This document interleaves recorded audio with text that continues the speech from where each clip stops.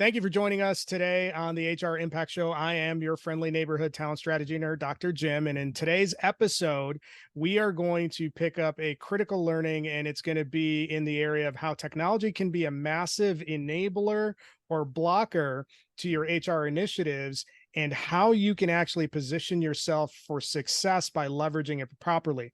The person who is going to take us through that conversation is joining us today. She's got 20 years of HR experience with massive experience in leadership, in strategy, mergers and acquisition, ESG initiatives. She's done this in both domestic and international contexts, and she's got a balance of both theory and execution, primarily in the energy and consulting domains. Lilith Kirsch, welcome to the show.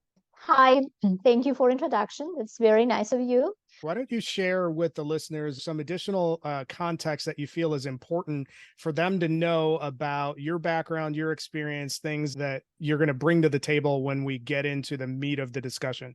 I've been in human resources world for over 20 years, and I worked in HR different segments. I worked in benefits, I worked in employee records, I worked with employee relations, compliance. In human resources, it is important to always stay with the changing time and learn the new technology, because that is how we support all the core disciplines in human resources. Will it be benefits? Will it be compliance? Will it be employee succession? Will it be performance reviews? It all needs technology. And without technology, and especially new technology, it's going to be really hard to stay on top of your game. That actually is a good point, and it leads to our key question, which is, when you're thinking about building high-performing teams, what's the game-changing realization that you had that really leveled up your capability in building high-performance teams and organizations? In past few years, technology is on a new level of the game, because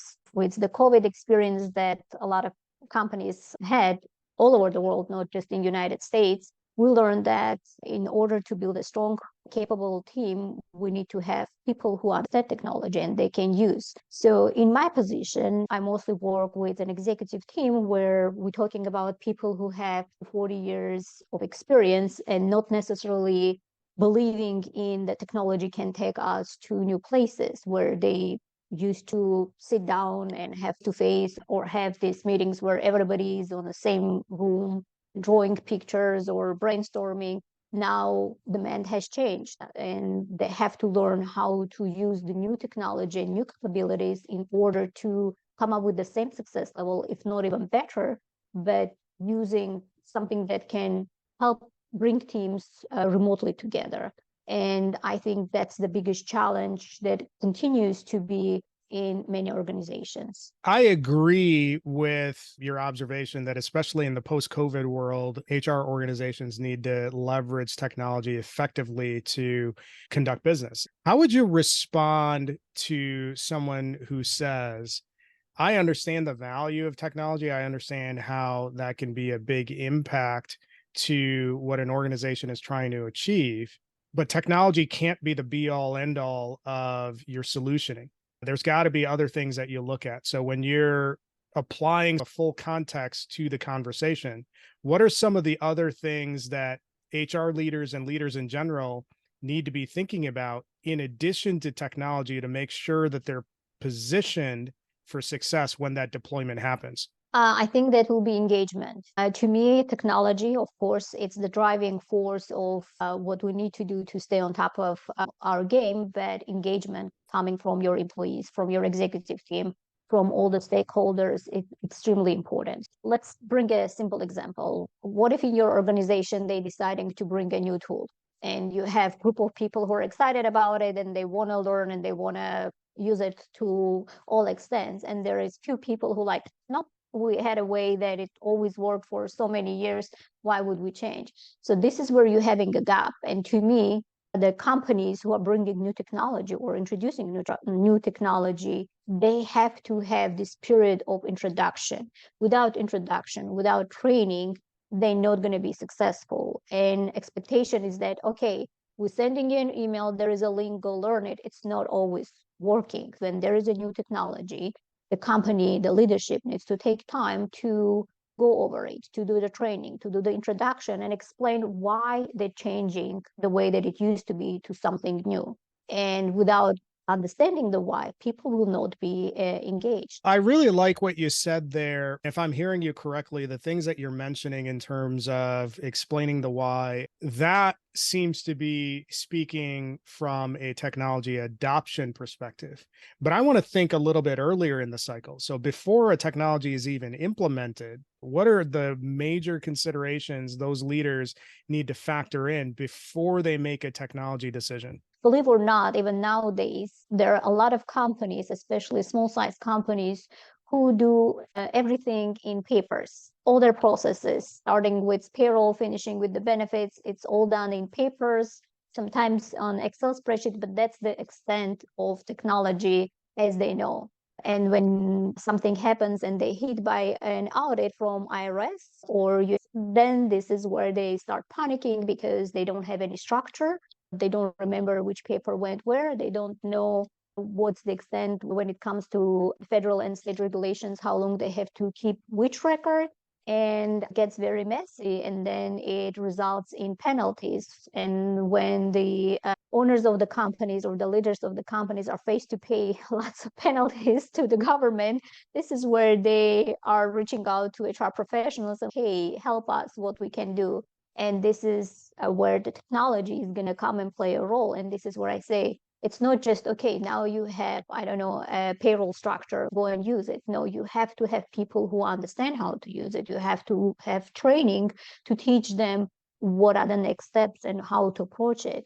And it's not something that can be done overnight. So that is very important to I think, to do an assessment, SWOT analysis, and understand where are the weaknesses of the company and where your company wants to be, and then do a really good market research, go and shop for different platforms and tools before you can see what is more adaptable for your company. If you're domestic, you're international, if you are in healthcare, or if you're in oil and gas, it all has different demands and different needs, how you have to support your human resources group or build your best practices. And the same thing, for example, one of the companies that I've started, they had a major issue with their compliance with us. And again, the whole issue was with not being able to track the documents and not being able to match the documents the way that they're supposed to be, or the way they're supposed to be reported.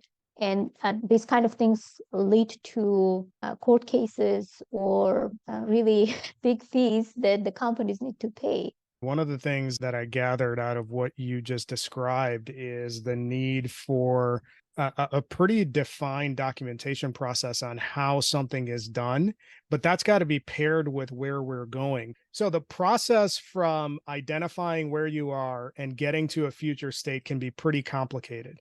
And you mentioned an example of a lot of organizations that are doing a lot of manual processes that might be documented on paper with no clear framework in place. What's your advice to those organizations that might not even be aware that they have a problem that they need to consider?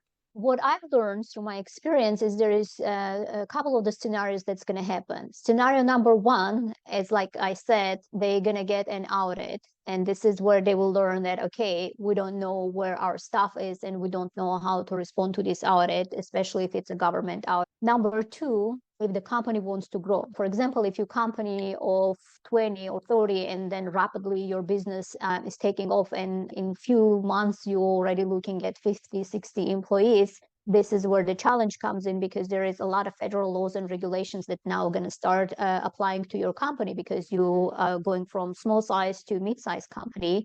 And you're hiring more professionals now. You have to think about retention, you have to think about your benefits, you have to think about compliance issues, and you're not ready because you haven't thought about that. This is being retroactive and trying to catch up to see how to handle an issue when it's already at hand. And the third is, some companies are trying to merge, or there is an acquisition and there is an interest from a potential buyer. And this is where, again, they ask to provide some documentation or some information about the company's internal processes. And they facing that, you know, we don't have it. Maybe we have an Excel spreadsheet that we're using to do a manual, we're using some simple payroll systems to just to do the bare minimum, but that's it. But with merger and acquisitions, they want to know more than that. They want to know what are your current employee status, if you have court cases, if you know how you keep your records. This is the point where a lot of companies, like this, the three major scenarios where the companies are going to start looking into, oh my God, what we have to do. Do we have processes or how we have to approach? And this is where they would go to seek professional help to figure out what they actually need. Because most of the time, they don't even know what systems they need to have everything to improve. What I gather from what you just explained is that in those scenarios where an organization or a group of leaders doesn't know that they have an issue, they should probably start asking themselves, what are the blind spots that we might not be thinking about or we might not be aware of, and just start with that question. What are all the things that we don't know based on our current process that we need visibility to? Does that sound like the direction that you were going? Yes, that will be an ideal if company leadership thinks about that. But in most cases, they are more concerned about the profits, which is current, which is today. And like I said, until it hits to a point where they understand that now if we want to grow, or if there's an audit, or there is an acquisition, or other scenarios where they have to look into their processes and being able to easily identify what are their weaknesses, they're not going to look into doing something about it. You don't put a band-aid until there is a scratch. And I don't think that's the right philosophy. And I think programs like this are really needed for leaders to watch, because this is something that going to prompt them to think about, you know what, let me see what we have there. What are our processes when it comes to logistics, when it comes to human resources, when it comes our accounting, and then based on that to make some decisions. There's an aspect of what you just said that I think I can apply some of the stuff that I used to do when I was building out teams, and that's this.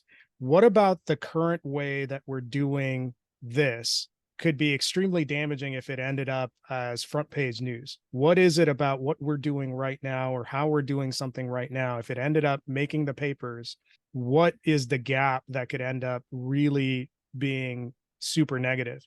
What are your thoughts about that question being asked as the way to uncover some of the gaps that exist within the organization that need to be solved from a transparency perspective? How to cover the gaps, but probably being proactive and finding solutions to it. And one of the professors from my university, he said, I believe in wisdom of this class, meaning that you have to trust that people you hire, you have to trust professionals that you hire, and let them sometimes give you a directions that can be helpful to companies' growth. Lilith, great conversation. We flew through a lot of stuff. So one of the things that I'd like you to do is, for those who have listened to this point and they want to build out a framework for their decisioning process when it comes to making a technology decision, what's your key takeaways that you would offer them that they need to consider before they decide to implement any technology? Number one, be proactive. Number two, do a market research. Look at your competitors, see what they're using, how successful it is for them, and then make a very educated decision. There is a lot of products for everything out there, starting with HR, finishing with accounting, in between logistics. Just make sure that you have the right tools for your organization size, your organization's field, and I think that will be really helpful. Great stuff, Lilith. Where can people find you? I'm on LinkedIn, so that's easy. I really appreciate you hanging out with us and sharing your insights. The biggest things that I take away from this conversation is that if we're building a framework for positioning organizations for success when they actually implement technology, here's what I gathered from the conversation. So the first step is to identify the current process and map out what that looks like. If you haven't done that, you're not ready for technology. Once you've identified that process, you need to have a deep understanding of what are you trying to get to or solve. If you haven't done that, you're not ready for a technology implementation. Then once you've done both of those things, you need to communicate from a vision perspective and a messaging perspective. Why are we making the change? How does this benefit the people that are going to be impacted? How does this give them more hours in the day? So once you've done those three things, so map out the current process, define what the goal or outcome, desired outcome is, and then communicate the impact that it's going to have at the employee level. Once you've done those three things, then you're ready to move forward with a technology decision. And if you haven't done that, you're probably going to make a bigger mess than you have currently. So that's what I gathered from our conversation. I'm glad that you hung out with us to share that with everybody who's listening. For those who have checked out the show and like what you've heard, leave us a review, and we will be back with another featured guest a week from now. And we'll have another great piece of insight on how you can build a high performing team.